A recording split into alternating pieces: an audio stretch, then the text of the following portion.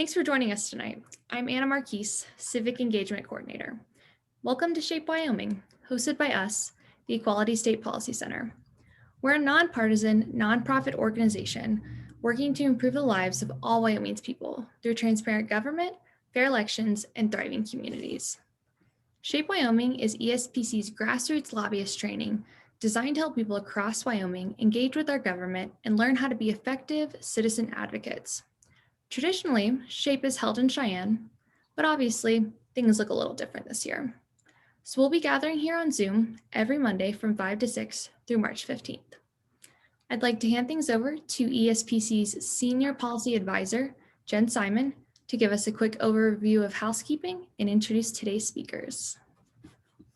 Thanks, Anna. Thanks everybody who's joining us today. Thanks especially to our panelists who I'll introduce in just a minute. We're thrilled to be able to have such great participation virtually. It means that people from around the state are with us every single week. Tonight is no exception. It's really fun to, on this end of the webinar, to watch the participant count continue to click up and click up. So as you're tuning in, I just have a couple of housekeeping things. You've all heard this before. Anna is your Zoom host. So if you have any problems with your technology, you can hit her up in the chat and she will help you get those sorted out. You will be able to see us and hopefully hear us. If either of those things aren't in fact the case, that is your cue to get in touch with Anna. And we will be able to take your questions in the chat throughout the evening. So we'll do our best to get to all of them. But Shannon and Gail are going to share their expertise. They each have a presentation. I have some questions for them, whether they know that or not. I have my handy little note cards with me. But we're really looking forward to this advanced level. How do you testify, especially now that the world has gone virtual, training for SHAPE, so that you are ready as the session is about to really get into high gear, as we were just talking about. So now I'm excited to get to introduce them. Shannon Anderson is the staff attorney and organizer at the Powder River Basin Resource Council. She's been there since 2007, and she is their main staff person working on addressing the impacts of coal mining and power plants on people and places in Wyoming. She provides legal and organizing support on other energy issues, including oil and gas development. And she received her JD cum laude from Lewis and Clark Law School in 2005. She's a specialist in environmental and natural resources law, and is a member of the Wyoming Bar. She lives in her hometown of Sheridan and is not that far off from our second panelist, Gail Symons. She's a fourth generation Wyoming native and came back to live in her hometown, her home county of Sheridan County, after a successful naval career and a manager with General Electric. Given her family's background and interest, her mother in particular, her interest in governance, education, and community, and her father who was interested and active in agriculture. I'm not going to be able to say a word for the rest of the night, so it's good that we're going to pass this off in a second. She started Civics 307 and has been filling a really important civics need in the state ever since. So we're thrilled to have them here. They're both experts at testifying at the legislature, and they're going to give us their behind the scenes lobbyist tips and tricks. So I'm going to hand it over to Shannon and she's going to get us started. Thanks everybody for joining us, and thank you both for joining us as panelists. Yeah, thanks so much, Jen, and thanks to everyone for joining us tonight.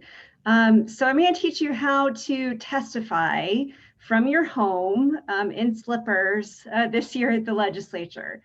So the first step is to be on Zoom, and you all have successfully accomplished that step by being on tonight. So you all have a Zoom account or an ability to log into Zoom. So that is the first thing you need, and you've already accomplished it. So great work. So the next thing I'm going to show you is the legislature website. And here we go. So you can see the legislature website. If you haven't been there before, it's wyoleg.gov. You can just Google Wyoming legislature. It'll come right up, and it'll give you a lot of information about bills and committees and information on how to contact your legislators. But what we're going to focus on right now is something called the meeting schedule. And you'll see this little hyperlink up here at the top. And if you scroll down as well, down to the calendar section of the website, you'll see the legislative meetings. And so we're going to click on that, and it'll show you what's happening in the legislature. You can have it as week view or month view. I normally do the week view while session is going on.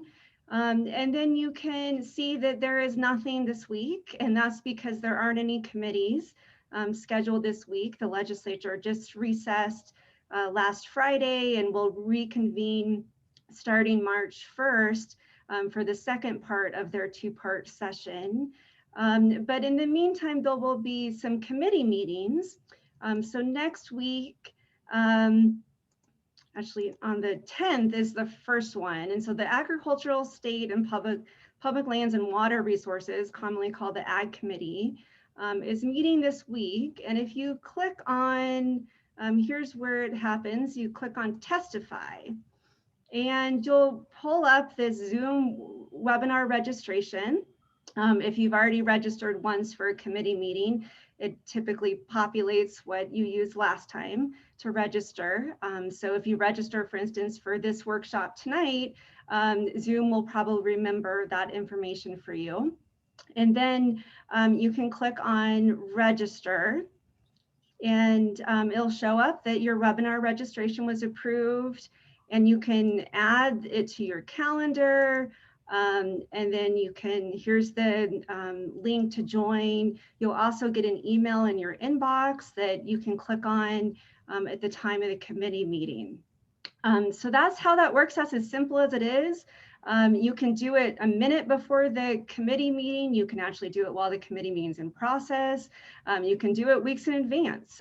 So as long as it's there, you can just click the Testify.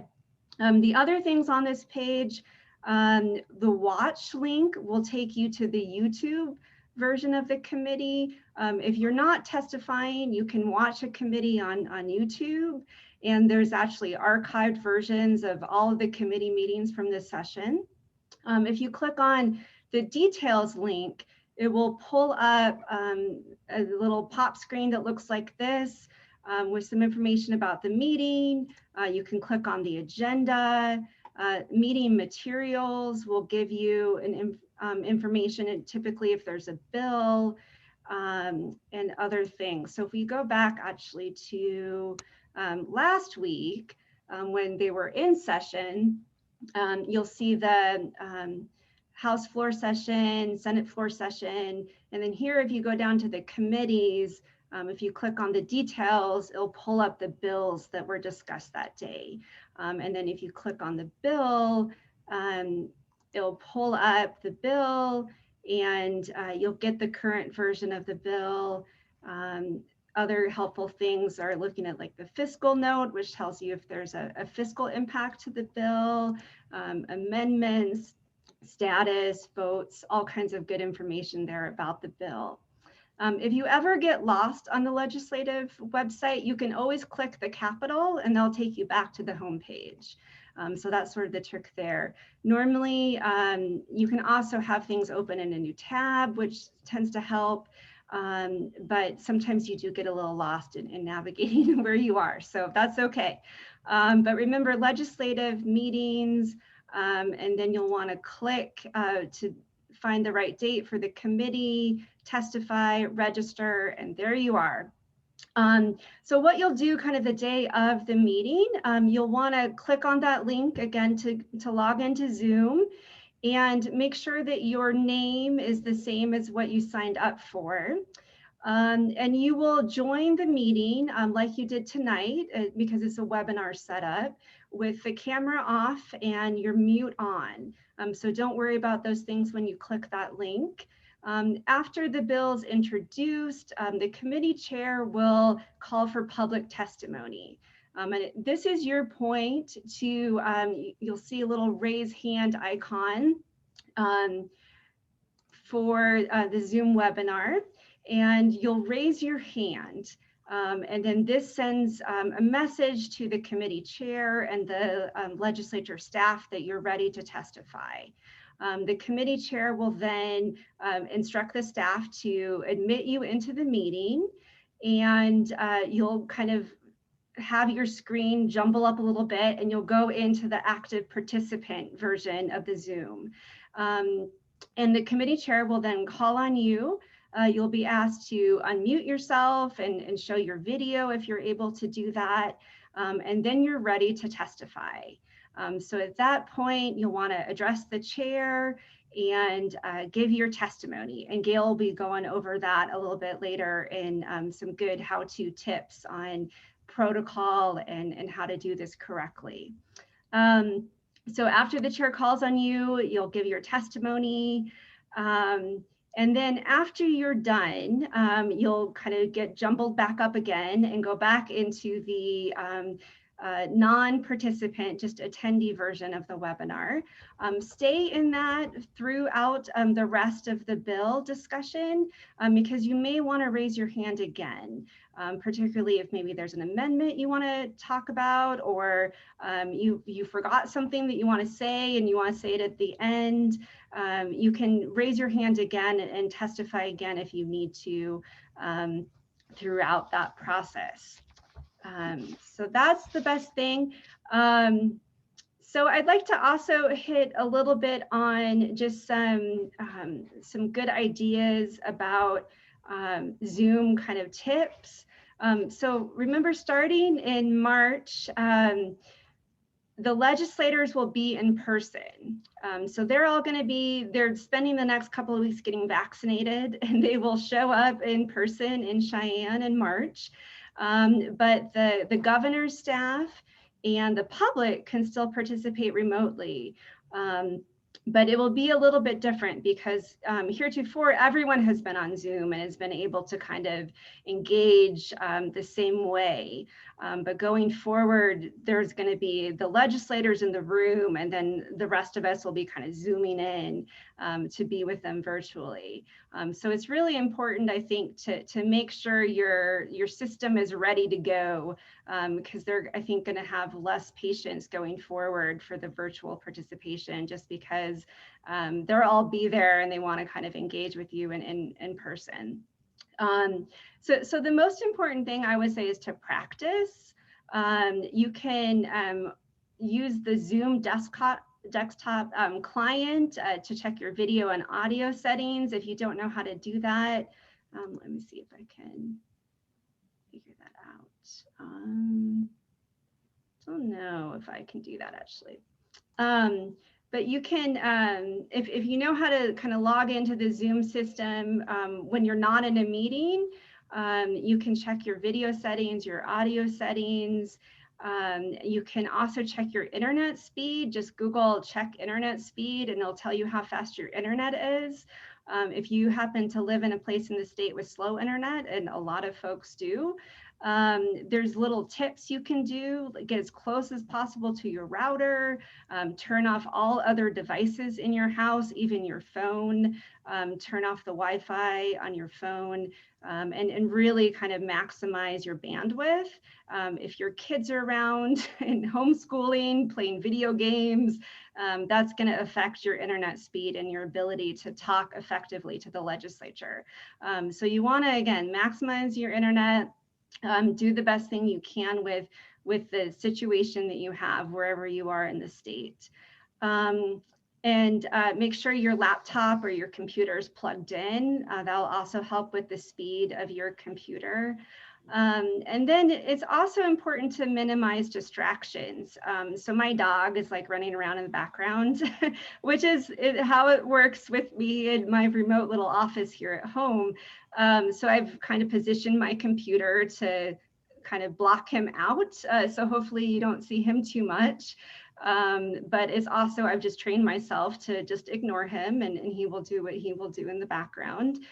You know, same with kids or your spouse or whatever you need to block out in the next room.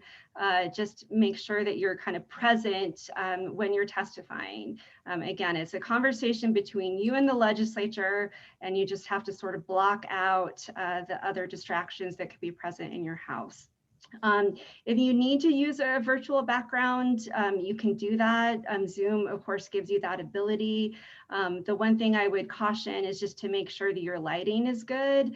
And again, to test it out in advance if you can, so you don't look all ghosty. A lot of the legislators actually do the Zoom background and have trouble. I think sometimes you're like, are they there? What's going on with them? Because they, aren't in the best spot really to use the Zoom background, but it does help to kind of block out what someone else may be focused on if it's supposed to be focused on you and your testimony, which is what you want to happen when you're testifying to the legislature.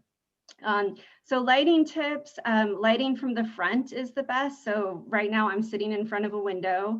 I have a lamp kind of on the side.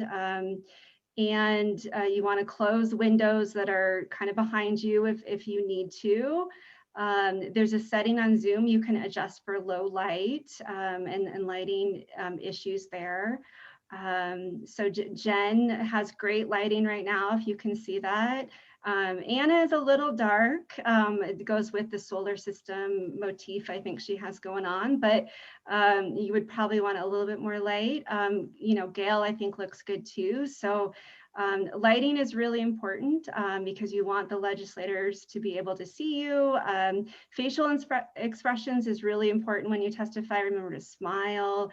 They are just human people that you were talking to, and you want to interact in a very human, genuine, natural way with them. That's really important, I think, to remember that they are just people that you're talking to. As far as dress, be professional. If you are not actually a paid lobbyist, don't feel like you have to wear a suit, but do look nice.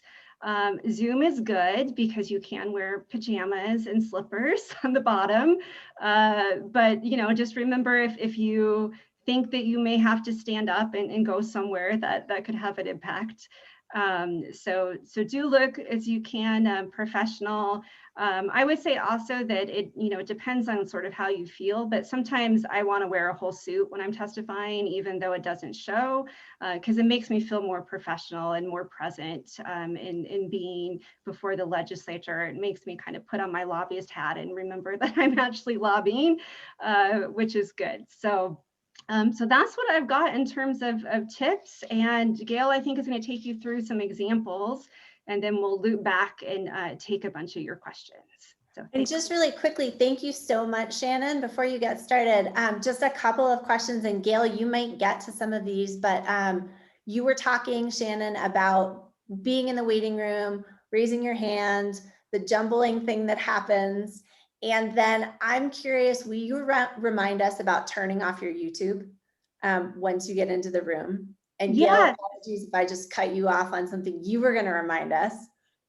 No, that's a good point. So now that the legislature kind of switched over. So if you testified during the interim, there was this weird thing where you had the YouTube going and then you were kind of in this waiting room.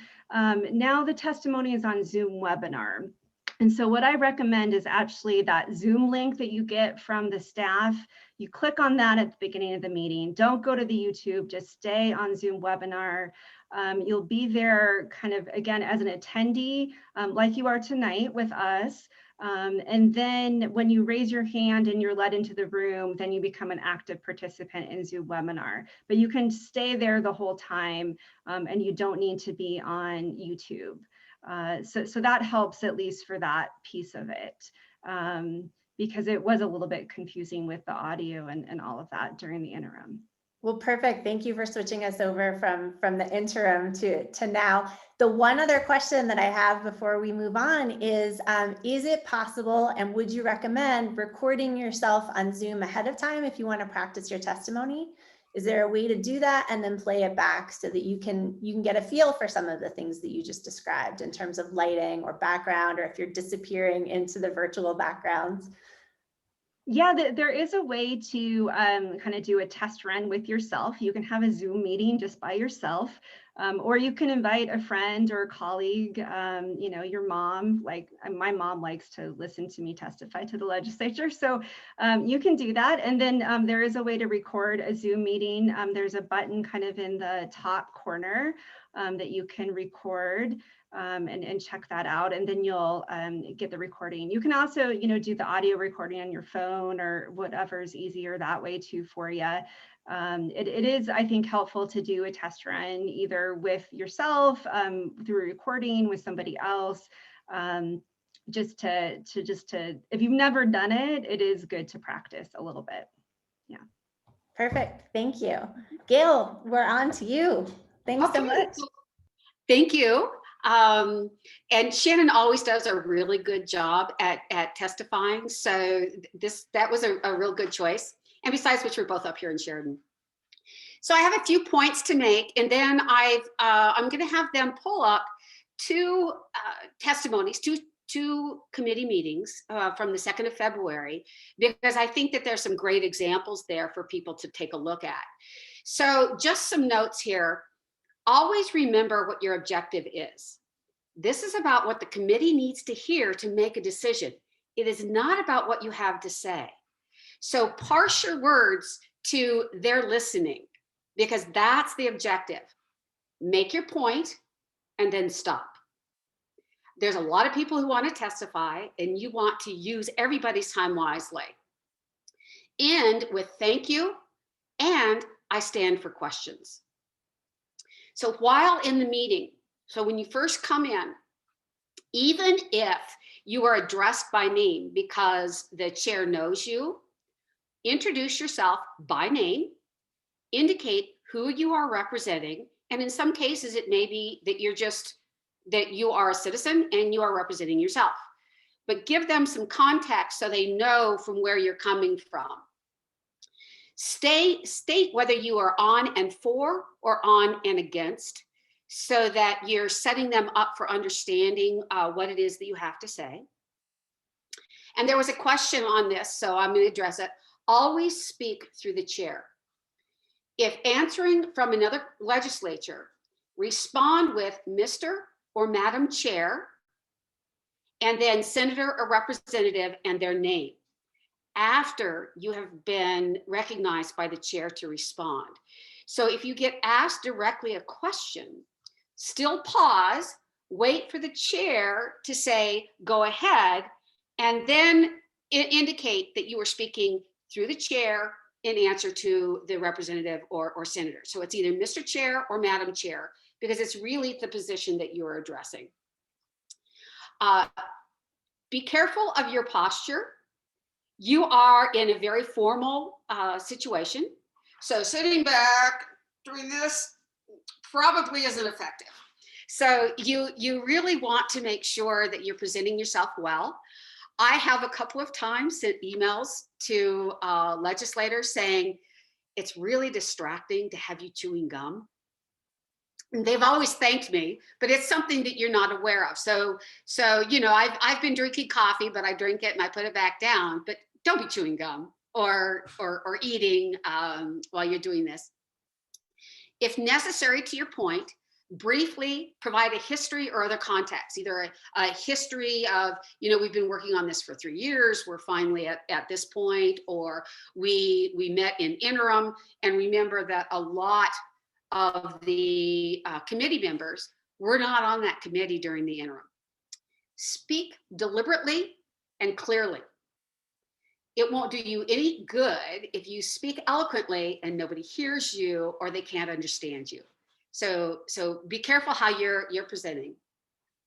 If it's possible, have an internal mic or be close enough to your computer that it can pick that up.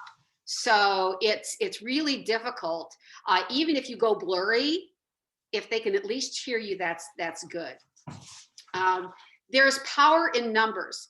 If you know others who are going to testify on that particular legislation, reach out to them in advance and coordinate. And you're going to see that that was done in a couple of the examples that I give you.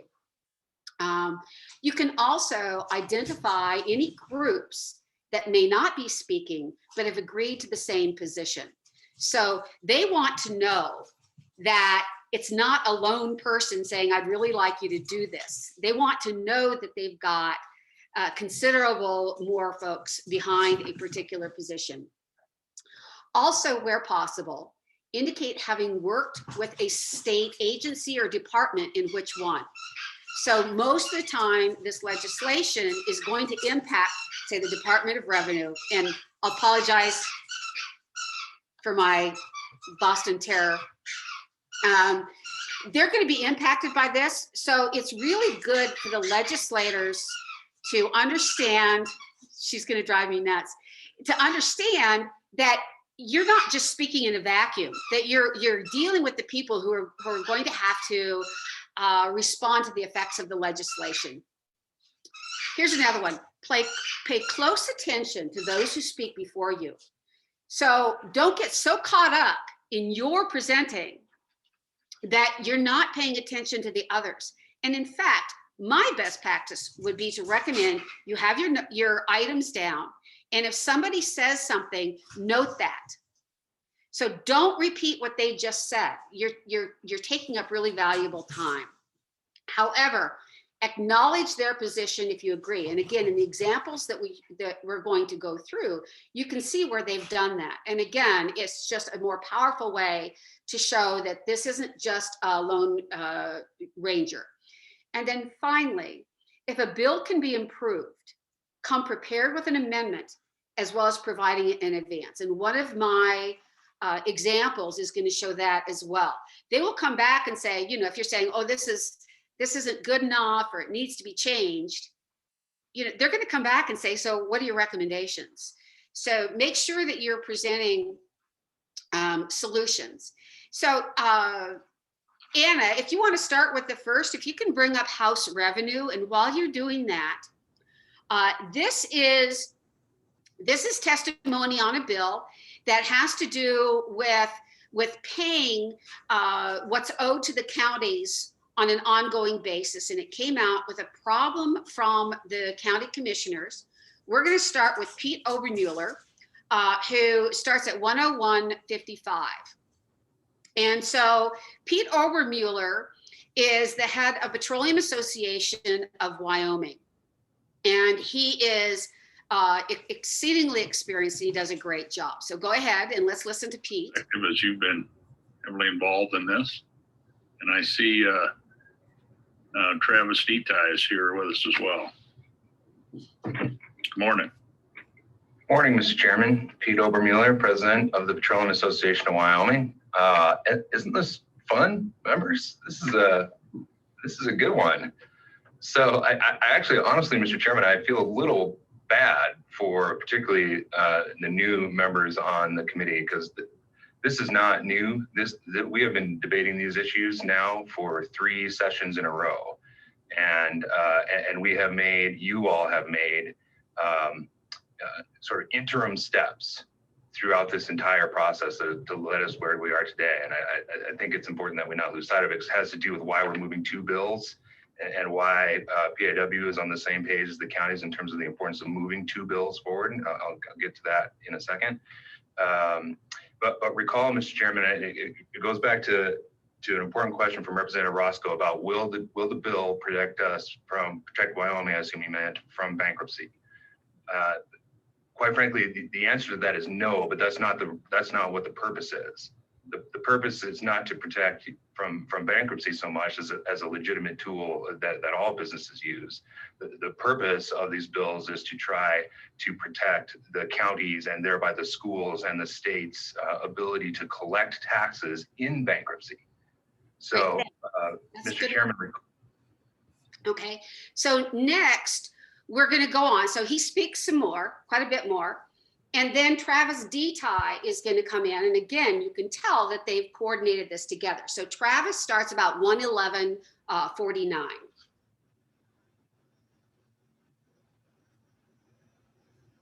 Story, and so I appreciate you. I'm the executive director of the Wyoming Mining Association. We represent the state's coal companies, trona companies, uranium and bentonite operators as well.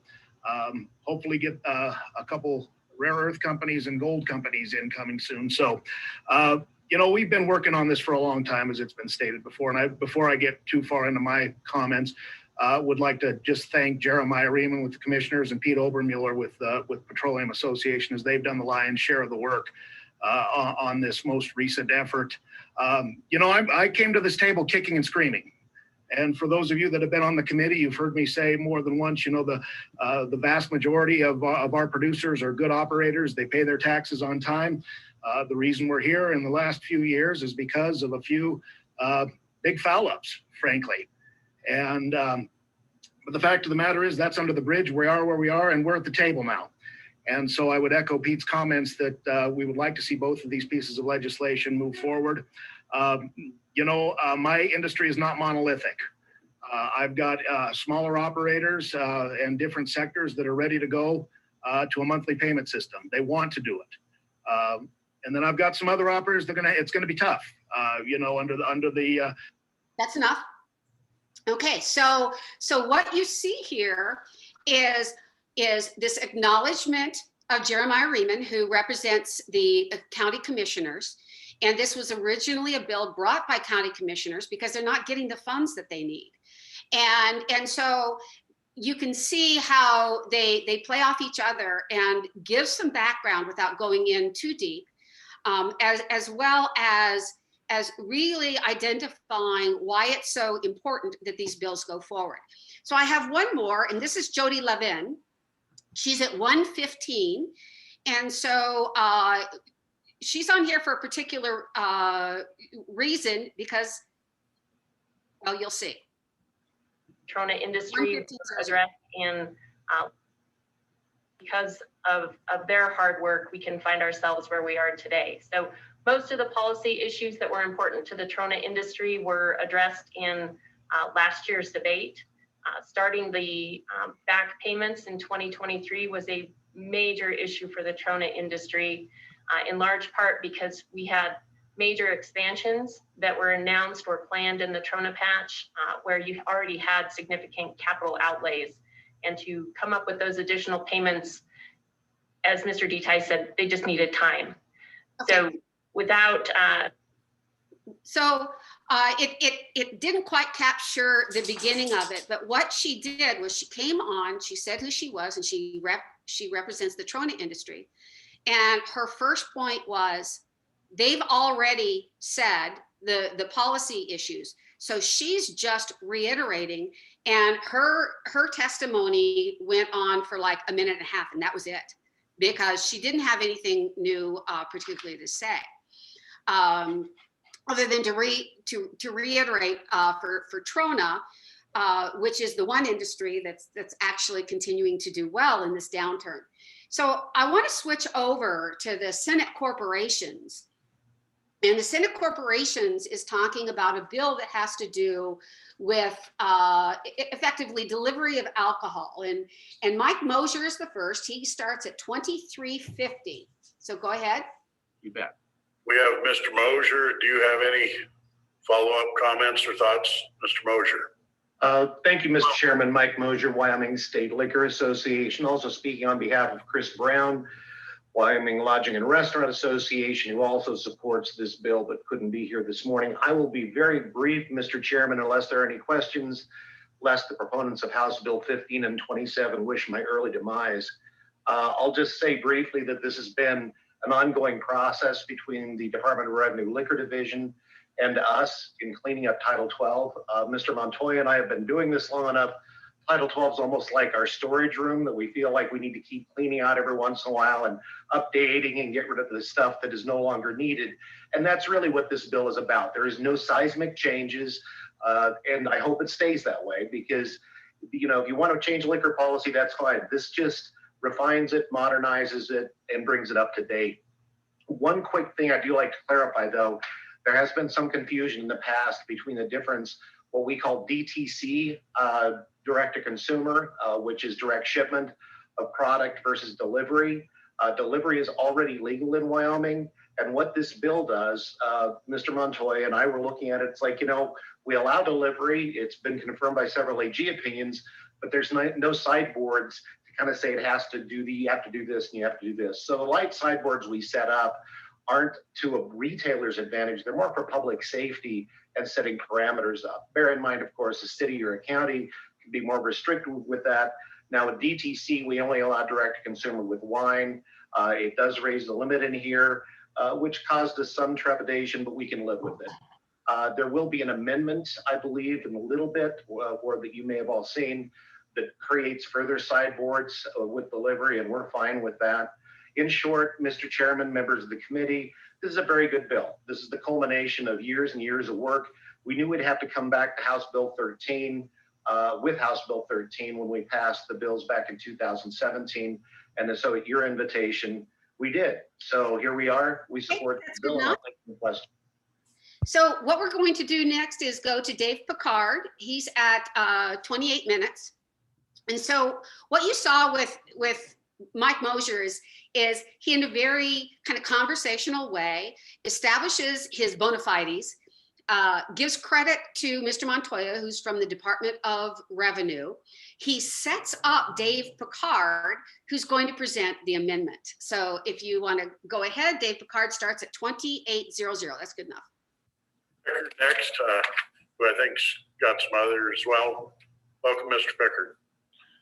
Good morning, Mr. Chairman. Thank you for the opportunity to discuss a House Bill 13.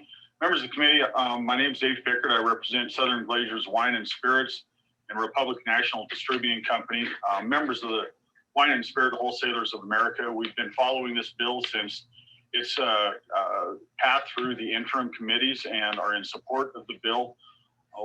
We've brought to the attention of the interim committee and to the House committee our concerns about preserving the three-tier system of alcohol delivery in the state of Wyoming.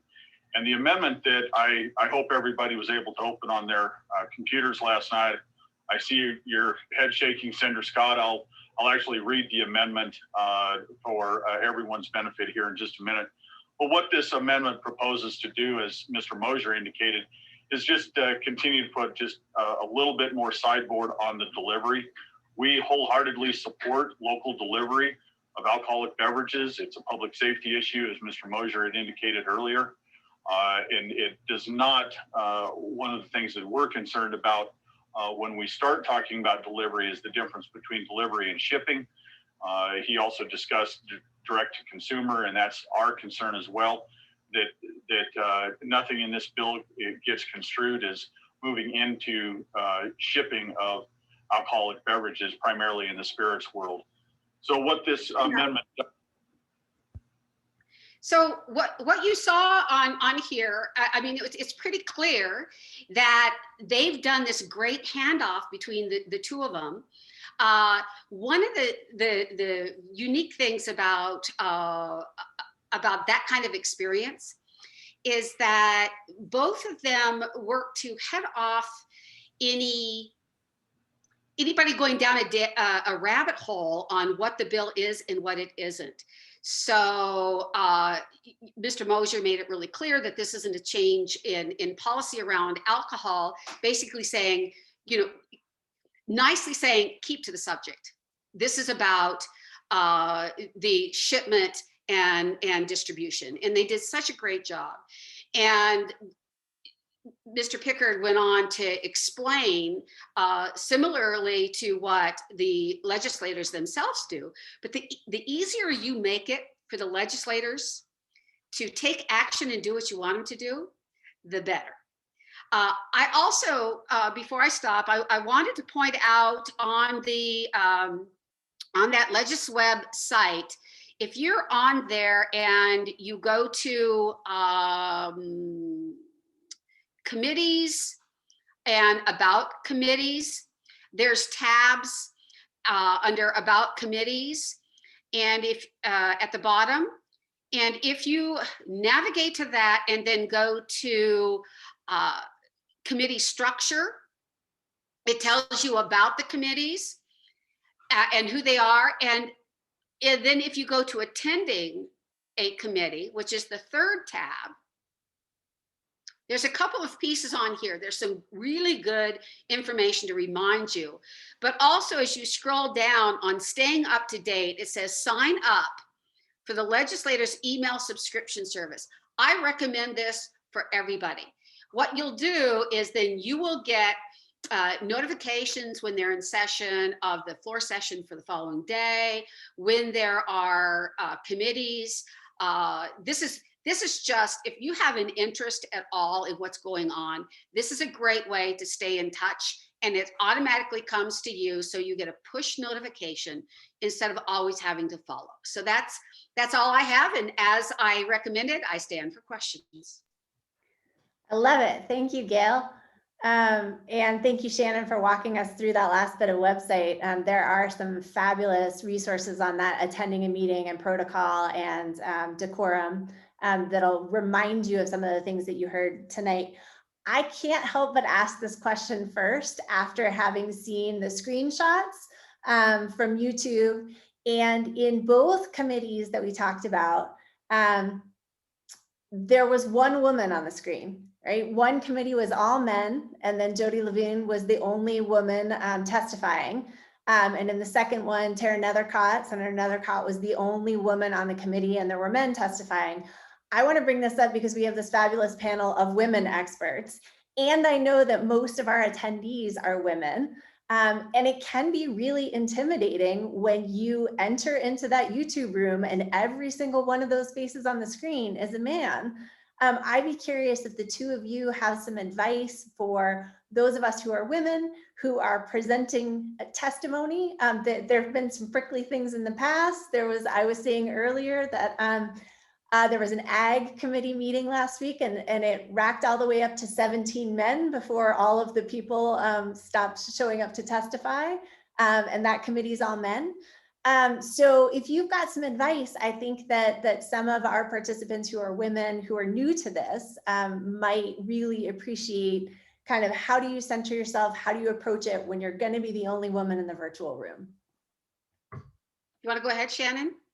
Yeah, sure. So this is my 14th session lobbying, my first virtual session lobbying, but 13 in person. And it's definitely something you're aware of when you're speaking to legislators. I think the most important thing is just to remember your own power and to remember, first of all, like why you're there, who you're representing. For me as an organization representative, I represent 2,000 people in Wyoming that really care about the issues I care about. And I just kind of put them in my head and think about them the entire time I'm talking. And that helps, I think, me, again, remember my power and remember that I have a right to be there and to say the message that I'm going to say. And sometimes, I mean, I've been called little darling, hey, honey, come up here, you know, little missy, all kinds of stuff by committee chairs, by other legislators. It is an issue in Wyoming for the equality state. But again, you just sort of have to kind of push that aside and really think about, yeah, your own power, why you're there, and that your voice is so important, and that you need to be able to just power through and say what you need to say. So I would just like to point out that while I happen to have selected these two, because it was the date that I was doing it, there are some amazingly effective lobbyists. And I just quickly wrote down some names. Catherine Wilkinson, Lori Urbakite does a fantastic job. Katie Legursky with the contractors, and Katie is goes to transportation, and again that tends to be heavily weighted for men. I've never had anybody call me sweetie. And maybe it's because most of them now know that I was in the military, or maybe I'm just kind of numb to it. So I haven't had to deal with that, but I think that that when I have seen it, a very firm, my name is so-and-so, you know, so just a reaffirmation of who you are as an individual. I will never forget my mother, who worked at the YMCA, who told somebody who was either from the VA or special needs person, because they were working in the back and they were afraid of people coming in, and her advice to them was to say, remember, these are just humans. And if nothing else works, picture them in your head using the toilet in the morning, and it will put them in their place in your head. So, whatever it takes. Well, I appreciate that. And I certainly by no means meant to imply that there aren't phenomenal women lobbyists, because there are. I just want to issue the reminder to some of the folks who are listening who are new that there are 16 women in the body, and there are 90 people total who've been elected to the state legislature. So the odds are you may be among a small number of women who are testifying on a subject. And so being reminded of the power that you bring and the voice that you have, I think, is an incredibly important tool for everybody to show up with. I have another question because I think that you all have presented such important information. So you're there, you're testifying, you've done a great job, and then they ask you a question. And you don't have the answer to that question, or you don't know the answer to that question. What would you recommend in that particular circumstance? Gail, can I start with you on that one? Sure. So it's okay to not know something. So listen really well to what the question is. You may have to ask them to repeat it, or you may ask something in response to clarify. And then simply state that you don't have the answer, and that you will speak to the people who do, and you will send that response back to them via email. So you don't have to know everything. Nobody knows everything. So just acknowledge it. Make sure that they get that you've got the right question. Commit to coming back to them, and then come back to them. Yeah, and I would just add too, if if you're kind of working with other people that we're also going to be testifying, if somebody else has the answer, you can always suggest that as well. And then the chair could maybe call on that person to be able to provide the answer. But the most important thing is to always be honest. Your integrity means everything when you're a lobbyist or speaking to legislators, even as a citizen. And it's really important to never make up facts, never lie. As Gail said, if you don't know, just say you don't know. That's okay. Legislators don't know everything either. So it's okay if you don't know, and then to just commit to get back to them. That's important. Perfect. So a tangent or a corollary to that question is, what if they ask you something that is not actually germane to the bill, right? So recalling that there was testimony on the tobacco tax, for example, recently, and there were a number of questions put to lobbyists whose expertise is around tobacco cessation or the tobacco tax more specifically, and they kept getting questions about alcohol. What would you recommend in terms of being asked an official question that isn't related to the matter at hand, and how you manage that? Go ahead, Shannon. Yeah, that's a great question. It's always tricky, and sometimes legislators ask questions for various reasons. They're either just curious. Some of them really might not like you, or might not like your organization, and are asking questions to sort of poke at you a little bit too. But I think the most important thing is, stay focused on the bill. If you want to, pass on a question, you can. If you just say, with all due respect, Mr. Chairman, I just don't think that's, that important of an issue, and let's get back to the reasons we support the bill or we oppose the bill. Often, the chairman, unless the chairman was the one that asked you the questions, they'll actually appreciate the fact that you're getting back to the bill and allowing yourself to refocus on the testimony that's most important for them to hear. Yeah, so one of the ways that you can bring it back to that, so you're talking about tobacco cessation, and they ask you about alcohol, is simply to say, I am not prepared to talk about any other subject at this time, with the exception of the tobacco cessation. I think that's such helpful information, because I think that sometimes when you're testifying and you're on the spot, it's hard to come back to that very centered place to say, I know what I know. I'm here to address the matter at hand, and do it in a respectful and very succinct and focused way.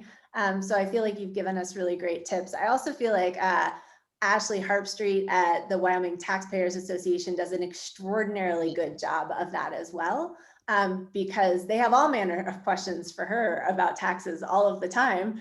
And she does a very, very good job of staying focused on the matter. And Jen, if I could add one thing too, I mean, you're always told, take a breath right before you speak. And that's incredibly important, I think, too, at the legislature. And when you're testifying, if you're asked a question, just, give yourself that mental space to, what are you going to say? And then actually say it, because that helps as well. If, then you're not speaking word salad and not making any sense. I completely agree, and am suddenly recalling somebody teaching me about public speaking, and that I was also not supposed to talk with my hands nearly as much as I do, so I should put those down now. I have sort of a couple more questions. I know we're tight on time, but one of the things that I noticed in Gail, your examples, especially the last two, is that the lobbyists did a very astute job of using the term sideboards, which is a term that I hear legislators use all the time. So what would you both recommend about sort of what I would call loosely legislative jargon? There's certain things that they do say, there are expressions that they use. Are those things that we should be paying attention to and incorporating into our testimony, or what's your recommendation? So my recommendation is if it is not something that comes natural to you, I mean, let's face it, Mike Mosier's been out there since Moby Dick was a minnow. And so using the expression sideboards is natural for him. Don't use a term that does not come off across as genuine, as something that you would say. Use what it means, which is to say, put some restrictions or keep it to a specific area. So use your own language, because that makes a difference in how genuine you come across. Thank you for that. Two more questions, and then I'll let Anna take us out. One is coming back to the question that we had in the chat that Gail, you answered, in terms of how do you address the chairperson, that everything has to go through the chair, and everything comes back through the chair. Are there legislators who are particular about chair versus chairman versus chairwoman? And does it matter? What would you recommend? I don't mean to put either of you on the spot. I'll just put both of you on the spot. Yeah, I mean, chairman, honestly, whether male or female. And that is often their preference. Is actually legislature vernacular. And it's important that you use it. I remember, Rosie Berger was a chairman of appropriations, and, she was like, listen, this is what I'm called chairman. And, you can say Madam Chairman. It sounds funny, but that's the way it works. I did actually hear Gail Case recently go off on somebody who called him chair. And he said, I'm not a piece of furniture. And you'll hear that a lot, which again is just weird, but that's sort of the way it is. So yeah, I would encourage people to say chairman, Mr. Chairman, Madam Chairman, and just do it that way, as strange as it is. Yeah. Perfect. It reminds me of when I was taking a French class, and I was taking it from a woman who taught at the Defense Language Institute, I think. Anyway, she was a French native. And we addressed her as Madame le Professeur. So the Madame, because she was a woman, le Professeur, because it was that position. So Mr. Chairman, Madam Chairman, I think you're fine either way. You know, if you're concerned about it, go back and take a look at some of the videos of that particular committee and see how they're being addressed. Sorry, my dog is being. Well, your dog is being a good timekeeper. Your dog is saying like, we need to stick to the schedule and we're almost to the very end. I would love, Gail and Shannon, if you had like a 30-second final high point takeaway, if somebody was gonna remember one thing in their moment of panic as they're fumbling with their technology and not sure about their internet bandwidth, what would you want them to remember in that moment? Gail? Keep your focus on why you're speaking.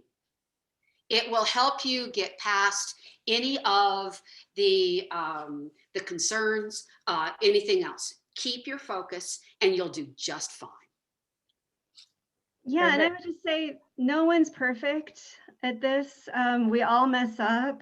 You know, it's really, yeah, it's never that easy, even for those of us who've done it a long time. So just be yourself, be natural, and remember you're not alone, that there's other people that believe the same way you do and want you to be heard and want our state to move in a good, positive direction. So it's really important if you do engage, and those of us who do this more often are happy to help in any way we can to help you navigate the process. So yeah, remember you're not alone and that there's always help. Fantastic. Thank you both so much for sharing your expertise. It was really, really fun to have this conversation and to get to hear from both of you. And I'm going to hand it over to Anna to wrap us up. Thanks for joining us for Shape Wyoming. And the conversation doesn't end here. Watch your inbox for a recap and please reach out to us with any questions you have.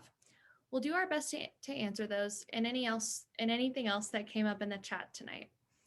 And just as another reminder, the Equality State Policy Center is a 501c3 nonpartisan nonprofit organization.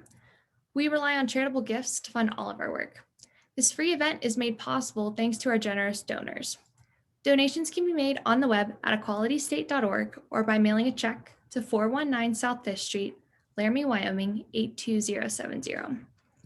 If you'd like to help sponsor the series, let us know. If you'd like to sign up for the newsletter, action alerts, or make a donation, just use the web address in the chat. And thanks so much for joining us, and we'll see you next Monday, where we'll be covering grassroots organizing with Rebecca Berry. Thanks again, and have a great night. Thanks, everyone.